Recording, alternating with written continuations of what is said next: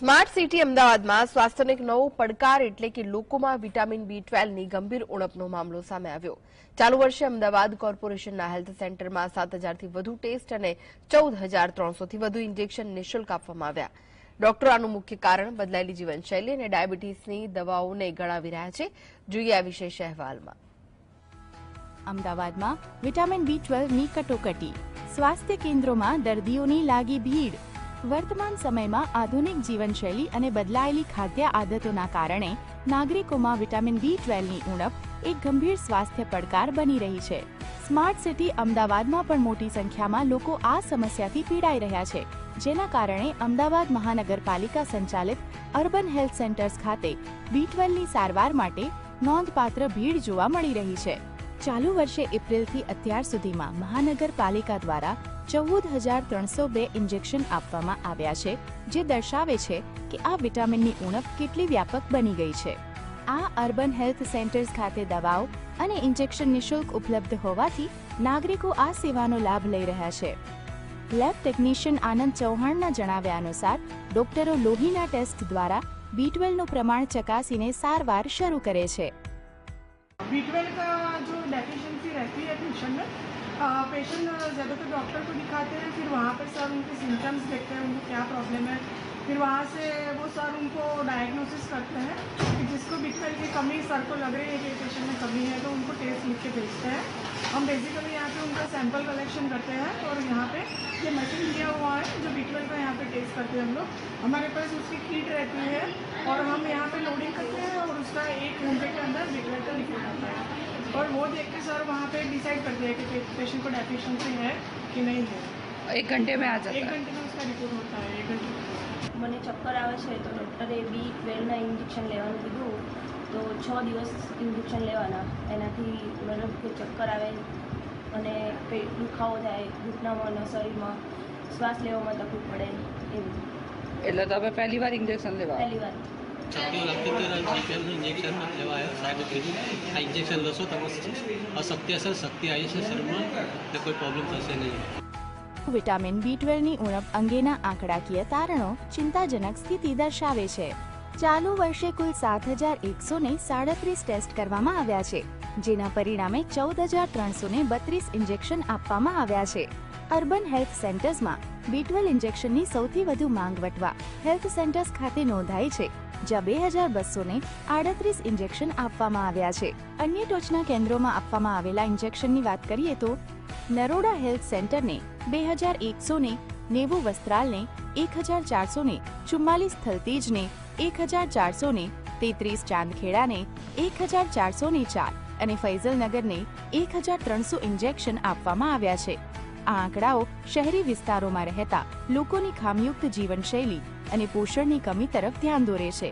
છેલ્લા 4-5 વર્ષથી અમે પણ ક્લિનિકલ પ્રેક્ટિસમાં જોઈ રહ્યા છે કે વિટામિન B12ની ડેફિશિયન્સીના કેસીસ બહુ વધી રહ્યા છે। વિટામિન B12 એક વિટામિન B કોમ્પ્લેક્સનો પાર્ટ છે, એ વોટર સોલ્યુબલ વિટામિન છે અને આ B12 મોસ્ટલી જે નોન વેજીટેરિયન સોર્સ અને પોલ્ટ્રી જે હોય દૂધ, દહીં, છાશ આમાં જ વધારે મળતો હોય અને જે લોકો પ્યોરલી વેગ ડાયટ કે વેજીટેરિયન ડાયટ લેતા હોય એ લોકોમાં B12ની ડેફિશિયન્સી વધારે જોવામાં મળે છે। અને બીજું ડાયાબિટીકના જે પેશન્ટ મેટફોર્મિનની દવા લેતા હોય એમને પણ B12નું પ્રમાણ ઓછું જોવામાં મળે છે અને જે લોકોને લાંબા સમય સુધી કોઈ પેટના અલ્સર, ક્રોનિક ગેસ્ટ્રાઇટિસ કે બીજી કોઈ પેટની તકલીફ હોય તેના કારણથી B12 બોડીમાં એબ્ઝોર્બ નહીં થતો હોય તો એ ગ્રુપ્સમાં અને પ્રેગ્નન્ટ લેડીમાં પણ B12 વધારે ઓછો જોવામાં મળે છે। તો બીજી તરફ ફિઝિશિયન ડોક્ટર પ્રણવ ગર્ગના મતે B12ની ઉણપના મુખ્ય લક્ષણોમાં અત્યંત થાક, અશક્તિ, માથાનો દુખાવો, હૃદયના ધબકારામાં વધારો, હાથ પગમાં ઝણઝણાટી ચામડીનું શુષ્ક થવું, યાદશક્તિમાં ઘટાડો અને વારંવાર મોઢામાં ચાંદા પડવાનો સમાવેશ થાય છે। જો કે B12 ઓછું હોય ત્યારે ડોક્ટરો સામાન્ય રીતે દવાઓ દ્વારા સારવાર કરવાનું પસંદ કરે છે, પરંતુ જ્યારે સ્તર ખૂબ જ ઓછું હોય ત્યારે ઇન્જેક્શનનો કોર્સ આપવામાં આવે છે। સામાન્ય રીતે અત્યારે હાલમાં જે બી દર્દીઓ આવે છે એમાં એમના હેલ્થ બાબતે થોડી અવેરનેસ વધી છે એટલા માટે જ્યારે બી એમને નાની મોટી બીમારી થાય એટલે તરત જ એ ડૉક્ટર અને હેલ્થ સેન્ટરનો કોન્ટેક્ટ કરે છે. પરંતુ જ્યારે અમે એમનું સામાન્ય તપાસ કરીએ છીએ, બ્લડ પ્રેશર, ડાયાબિટીસ અને એમનું એક્ઝામિનેશન કર્યા પછી અમને શરૂઆતમાં એમનો હિમોગ્લોબિનનો રિપોર્ટ કરાવીએ છીએ. તો એ રિપોર્ટ ઉપરથી અમને અંદાજ આવે છે કે એમના શરીરમાં વિટામિનનો ડેફિશિયન્સી છે કે પછી બીજી કોઈ બીમારીને હિસાબે એમને નબળાઈ લાગે છે. સામાન્ય રીતે દર્દી નબળાઈ અને શરીરના દુખાવાના સિમ્ટમ્સ સાથે અમારી જોડે આવતા હોય છે, જેમાં પગના તળિયા બળિયા અને પગ ખેંચાવા, કોઈને પાચન તંત્રની તકલીફ થાય છે, ભૂખ ઓછી થાય છે, આ ટાઈપની બીમારી લઈને આવીએ છીએ. પછી અમે એમનું કમ્પ્લીટ બ્લડ સેલ કાઉન્ટ કરાવીએ છીએ અને એના ઉપરથી અમે થોડો આગળનો એપ્રોચ કે પ્લાન બનાવીએ છીએ કે હવે એમને શું દવા આપવી. વિટામિન B12ની સાથે લોકોમાં વિટામિન D3ની ઉણપ પણ નોંધપાત્ર રીતે જોવા મળી રહી છે. ડોક્ટરોના મતે આજના લોકો સૂર્યપ્રકાશમાં રહેવાથી દૂર રહે છે અને એસી કેબિન તથા બેઠાડું જીવનશૈલી અપનાવી રહ્યા છે, જેને પરિણામે D3નું પ્રમાણ ઘટી રહ્યું છે. દર્દીઓ સ્વીકારે છે કે વ્યસ્ત જીવનમાં તેઓ ટેસ્ટ કરાવવા માટે સમય ફાળવી શકતા નથી અને સમસ્યા સર્જાય ત્યારે જ સારવાર માટે દોડવું પડે છે.